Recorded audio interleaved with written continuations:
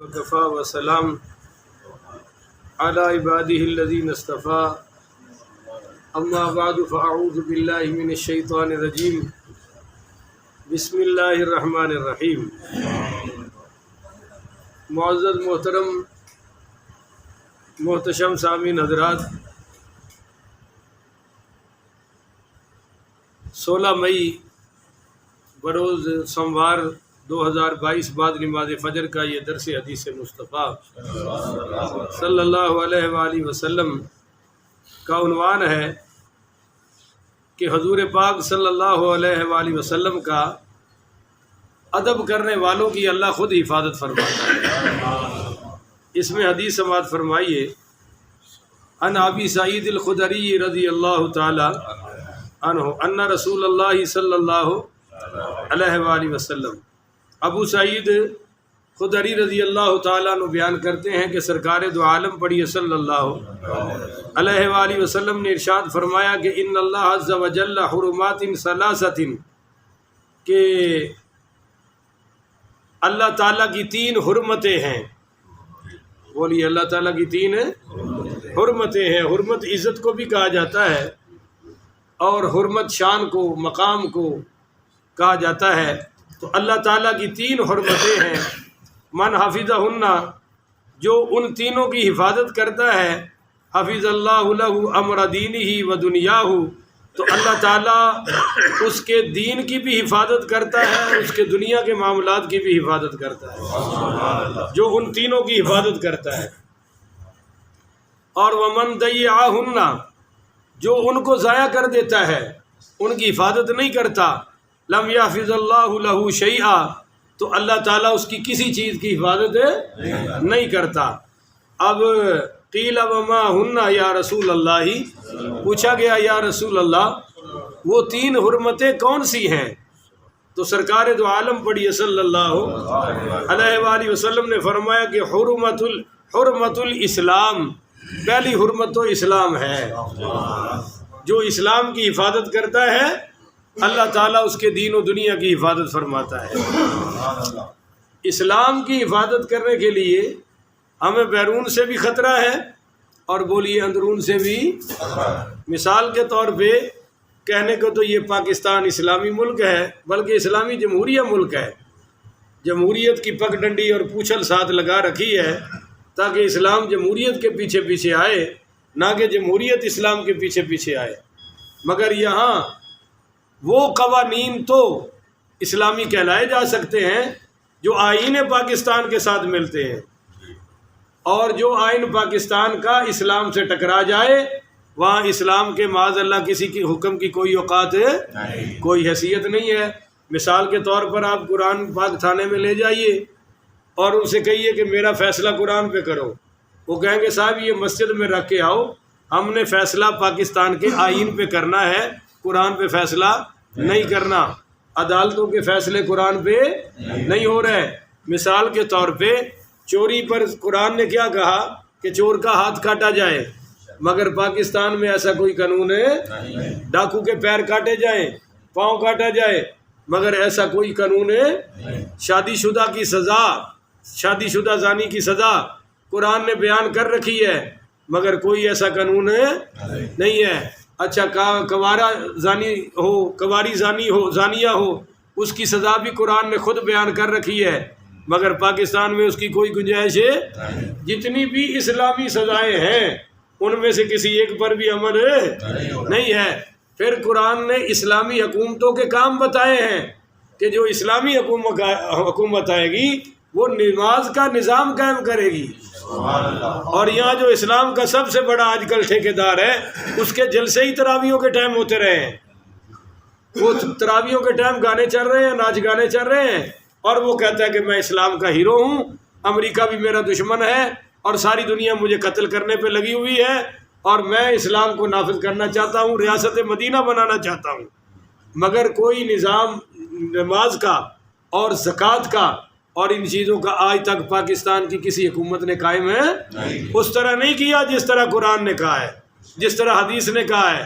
ویسے تو تھوڑا بہت کوئی نہ کوئی رمق جھلک نظر آ جاتی ہے، اسمبلی میں کوئی اپنے طور پہ نماز پڑھے تو پڑھتے ہیں، وگرنہ نظام نماز بولیے نا. تو اب اسلام کی حفاظت اندر بھی ہے. بعضوں کو پردہ اچھا نہیں لگتا، بعضوں کو صحابہ کی عظمت اچھی، بعضوں کو اہل بیت کی عظمت اچھی، اور ان ساری چیزوں کی حفاظت کرنا اسلام کی حفاظت ہے. میں کہا کرتا ہوں، آپ اس سے اتفاق کریں، آپ کی مرضی نہ کریں، آپ کی مرضی، کہ غزوہ احد میں صحابہ نے حضور کے ارد گرد گھیرا ڈال رکھا تھا کہ کوئی تیر آئے تو ہم تک آئے، حضور تک نہ پہنچے. آج وہ کون سی جماعت ہے جو آپ کو ہر محاذ پر آگے کھڑی نظر آ رہی ہے؟ وہ علماء کی جماعت ہے. ہم کہتے ہیں کہ جو تیر تم نے مارنا ہے ہمارے سینے حاضر ہیں، ہم نہ تمہیں قرآن تک پہنچنے دیں گے نہ محمد کی حدیث تک پہنچنے دیں گے. چنانچہ کہنے کو تو عاشقان رسول نعت خواں بھی ہے، پر ہتھ کڑی جب بھی لگی ہے مولوی کے ہاتھ میں لگی ہے. بڑے بڑے پیر اسلام کے ٹھیکیدار ہیں، مگر جب بھی مار کھانے کی باری آئی ہے، گولی کھانے کی باری آئی ہے، یہ بیچارہ مولوی بازار میں کھڑا نظر آیا ہے اور کوئی نظر ہے. تو الحمدللہ علماء کرام مدارس کے ذریعے، مساجد کے ذریعے یہ کام کر رہے ہیں، اسلام کی حفاظت کرنا. اور دوسرا حضور نے فرمایا وحرمتی، میری عزت کی حفاظت کرنا. یہ اللہ کی حرمت ہے کہ میرا دفاع کرنا. کوئی کہتا ہے جی حضور پاک پڑھیے صلی اللہ علیہ وآلہ وسلم کو معاذ اللہ حضرت عائشہ سے شادی کرنے کی کیا ضرورت تھی؟ کسی کو یہ تھا جی 9 شادیاں کیوں کر رکھی ہیں، کسی کو کچھ ہے، کسی کو کچھ ہے. کوئی کہتا ہے جی اسلام دین فطرت ہے، اب کلمہ پڑھ لیا باقی اپنی مرضی کرو. ہر کام میں تم کہتے ہو کہ ہم حضور کی کریں نہ کریں ہماری مرضی.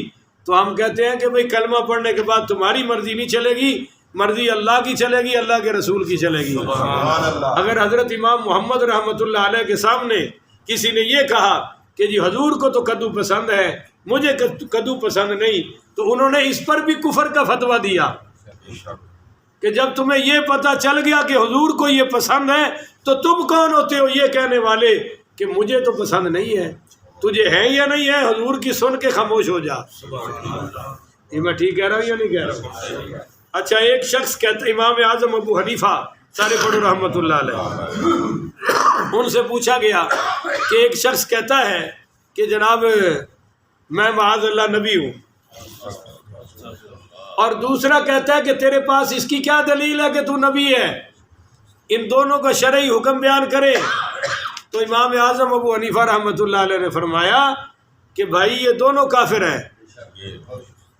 ایک نے یہ کہا کہ میں نبی ہوں اس وجہ سے کافر ہو گیا، اور دوسرے نے جو یہ پوچھا کہ تیرے پاس تیرے نبی ہونے کی دلیل کیا ہے، اس کا بھی تو عقیدہ ہونا چاہیے تھا نا کہ حضور کے پاس بعد نبی ہو ہی نہیں سکتا. یہ دلیل کس کی مانگ رہا ہے کہ تو نبی ہے، دلیل دے. یہ جو کہا نا دلیل دے، یہ بھی اس وجہ سے کافر ہو گیا. اب اگلا مسئلہ یہ ہے کہ آپ یاد رکھیں، نہانے کے لیے، پاک ہونے کے لیے سارا جسم دھونا پڑتا ہے. بولو یہ سنتے رہو گے انشاءاللہ. نہانے کے لیے سارا جسم دھونا، ایک بال بھی خشک نہیں رہنا چاہیے. پر کیا پلید ہونے کے لیے سارا جسم گندا ہونا ضروری ہے یا ایک گندگی کافی ہے؟ کیا فیصلہ ہے آپ کا؟ ایک قطرہ کافی ہے نا. ایک قطرہ اگر نکل جائے تو بندے کو ناپاک کر دیتا ہے پورے بندے کو، جبکہ نہانے پاک کے لیے تو بہت کچھ کرنا پڑے گا، ناپاکی کے لیے قطرہ ہی کافی ہے. حضرات مسلمان ہونے کے لیے تو سارا کچھ ماننا پڑے گا، ایمان مفصل بھی، ایمان مجمل بھی، سارا اسلام ماننا پڑے گا. پر کافر ہونے کے لیے سارے کا انکار کافی، ایک چیز کا انکار انسان کو کافر بنا دیتا ہے. کفر کے لیے سارے کا انکار نہیں کافی، نہیں ضروری. اور مسلمان ہونے کے لیے سب کچھ ماننا پڑے گا، پر کافر ہونے کے لیے ایک چیز کا انکار ہی. مثال کے طور پہ کوئی کہتا ہے کہ میں جنت کو جنت نہیں مانتا. سر سید احمد خان نے کہا نا کہ تم خوش ہو تو جنت ہے، تم غم میں ہو تو جہنم ہے، باقی کوئی جنت جہنم نہیں. ایسے مولویوں نے پکھنڈی بنا رکھی ہے. تو یہ شخص جو جنت کو جنت نہ مانے، بولیے جہنم کو جہنم نہ مانے، کیا ہو گیا؟ اب اتنی بڑی داڑھی بھی ہے، وہ کلمہ بھی پڑھتا ہے، قرآن بھی پڑھتا ہے. آپ لوگوں کو غصہ آ جاتا ہے، اوئے مولوی تو سارے نو کافر بنائی ہوتے نے. اب جو چوکی دار ہے اس کو پتہ ہے نا کہ چوری کہاں سے ہوگی. ہر کسی کو تو نہیں پتا، تو مولوی بتائے گا نا کافر کون ہوا ہے کون نہیں ہوا، تو کس وجہ سے ہوا ہے۔ ہم کسی کو کافر بناتے نہیں، کافر کا کفر بتاتے ہیں۔ بولیے کافر کا کفر ہے، کافر وہ خود بنتا ہے۔ مثال کے طور پر کسی مریض کو ڈاکٹر صاحب یہ کہہ دے کہ اب تیرا علاج ہو سکتا، بولو نا، تو اس نے مرض لگایا ہے یا بتایا ہے؟ اب بولتے نہیں ہے۔ اب آپ گن نکال کے آ جاؤ، اوے تو مرض لایا ہے، بندہ مار چھڑے، نہیں بھائی، مرض اس کو پہلے لگا ہوا تھا، ڈاکٹر صاحب نے تشخیص کر کے بتا دیا کہ اب اس کا علاج ہے۔ مولوی بھی کفر وہ خود کرتا ہے، کفر اس کے اندر ہوتا ہے، مولوی صرف تشخیص کر کے بتاتا ہے کہ یہ بندہ مسلمان ہے، تو ہم کسی کو کافر بناتے نہیں، بنتا وہ خود ہے، ہم بتاتے ہیں۔ اب بتانے میں لوگوں کو ہم پر غصہ چڑھتا ہے، ہم کہتے ہیں کہ جو صدیق اکبر کو مسلمان نہیں مانتا، بولو وہ مسلمان ہے؟ نہیں ہے۔ جو بدبخت اور یہودیوں کی جماعت یہ کہے کہ ہماری نماز اس وقت تک قبول نہیں ہوتی جب تک ہم ابو بکر عمر پہ لعنت نہ کریں، تو ہم اس کو کیسے مسلمان کہیں؟ اب آپ کہتے ہیں نہیں جی نہیں، وہ تو بڑے مسلمان ہیں، مومنین ہیں، وہ انہوں نے کون سا کفر کر لیا جی، اور کلمہ انہوں نے بدل رکھا ہے، اذان انہوں نے بدل رکھی ہے، 250 سے اوپر ان کی کتب حدیث میں ہے کہ یہ قرآن جعلی ہے معاذ اللہ، اور زکوٰۃ وہ دیتے نہیں، تو مولویوں نے کون سا ان کو کافر کہہ کے جرم کر رکھا ہے؟ کبھی ہتھکڑیاں لگتی ہیں، کبھی مقدمے ہوتے ہیں، کبھی گولیاں بھی چل جاتی ہیں، سب کچھ ہوتا ہے جناب، پر جب تک ہم زندہ رہیں گے حضور کے دشمنوں کو کافر کہتے۔ اب مرزائیوں کا کون سا کام کفر والا ہے؟ داڑیاں ان کی تگڑی ہے، کیوں جی؟ اور کلمہ بھی ٹکا ٹکا کے پڑھتے ہیں، قرآن بھی بڑا پڑھتے ہیں، سب کچھ کرتے ہیں، پر ایمان پہ بتائیے کہ کافر ہے یا نہیں ہے؟ مرزے کو نبی مانا ہے۔ اب ایک مسئلہ جا کے اور سمجھ لو، ان کی ایک جماعت لاہوریوں کی بھی ہے، مرزائیوں کی ایک جماعت کون سی ہے؟ لاہوری۔ لاہوریوں نے مرزے کو نبی نہیں مانا، ہم نے کہا یہ بھی کافر ہے۔ بھائی بولو، مرزے کو نبی نہیں مانا، پھر کافر کیوں کہا؟ کیوں کہتے ہیں وہ مرزا نبی تو نہیں، اللہ کا ولی ہے۔ تو جو کافر کو کافر نہ مانے، ستے رہو، اور ایک پکا چلا دو یار بھائی، جو کافر کو کافر نہ مانے وہ خود کافر ہے۔ مرزے کو نبی تو نہیں مانا، پر ولی ماننے پر کافر ہو گئے۔ تو آپ میں یہ تو مشہور ہے کہ جو مسلمان کو کافر کہے وہ کافر ہے، تو جو کافر کو مسلمان کہے وہ بھی تو کافر ہے نا۔ ہم کہتے ہیں کہ بکرے کو خنزیر نہ کہو، پر خنزیر کو بھی بکرا، بکرے کو بکرا رہنے دو، خنزیر کو خنزیر رہنے دو۔ کافر کو کافر ماننا یہ مسلمان کی نشانی ہے، اور مسلمان کو مسلمان ماننا یہ بھی مسلمان کی۔ جو مسلمان کو کافر کہے وہ بھی کافر ہے، اور جو کسی کافر کو مسلمان کہے وہ بھی۔ چلو جی، یہ مسئلہ حل ہو گیا۔ وحرمتی، فرمایا میری دفاع کرو، میری عزت کا پرچم بلند رکھو۔ اچھا جی، آگے فرمایا وحرمت رحمی، میرے رشتہ داروں کی حرمت کی حفاظت کرو۔ سبحان اللہ۔ یہاں بھی بڑا جناب تماشا بنا رکھا ہے۔